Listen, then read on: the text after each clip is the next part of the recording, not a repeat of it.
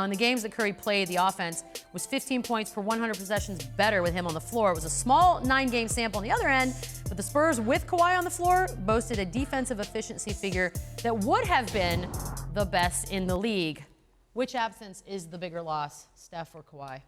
Well, I think the obvious one is Kawhi, because if you put Kawhi in this game, then they have a chance. I mean, we all saw last year in Game 1, before he got hurt, they were beating up the Golden State Warriors. Then he goes down, and they wind up losing the series, no sweat for the Warriors. So they have a chance if he was playing. So that's a huge loss for them, not having Kawhi. Bees, he didn't just go down. What happened to Kawhi?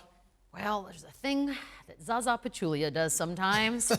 We don't love it, but it happened in that game, didn't it? I'm rolling with the truth. It has to be Kawhi, because they go from being a contending team with championship or bust expectations to now an underdog that hopes that they can create a long series and definitely shock the entire world if they're able to beat the Golden State Warriors. Yeah, and I agree with you two guys. Pretty simple. Kawhi affects both ends of the floor better than anybody in our game, so it's the obvious choice. Isn't it bizarre, though? He and his group are saying the whole thing is just a mystery. So, well, I'm glad you went there. To be honest ready. with He's you, not ready. I'm a huge Pop fan, but to be honest, I don't like the verb. You didn't like it? I didn't like the verbiage, his group. And it's intentional. That almost sounds too much like his posse. No, it doesn't at all. I think it sounds like his medical expertise, but family, whoever it is. I'm just saying, like, we understand it isn't only Kawhi that's making a decision, but I don't know if that's necessarily something that needed to be said for public consumption. Well, can I just play devil's advocate for Sure. 1 second and just take out fandom for 1 second? You, as a coach of a team, imagine that your star player was cleared months ago at this point and has still not seen the court, and here we are on the day of the playoffs starting, and you still don't really understand. That's frustrating. I don't care who you are. You know what's frustrating? When they misdiagnose my injury.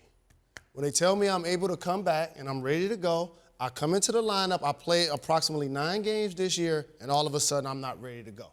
And I'm not confident in going, and so I have to get a second opinion about it, and then the second opinion tells me I should not be playing. So I'm not trying to play at that point. Yeah, and I think we've all been in this position before. You have an injury, you come back too early, maybe not, but that team doctor or that team physician or that team trainer may be telling you something to get you back on the floor, because you're our asset. We need you on the floor. But if you go to somebody that doesn't have a dog in the fight, right, and they just care about you, the player, you may get a different timeline, a different diagnosis, and that's what's important.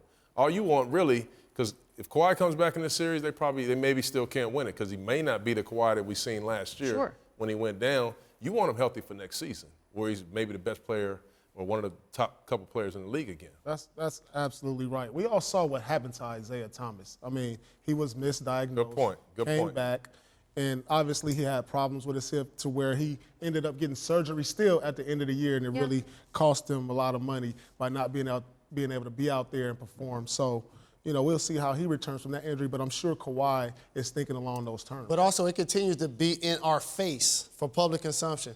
Our team doctors clear him to play, but his group says that he's not ready to go.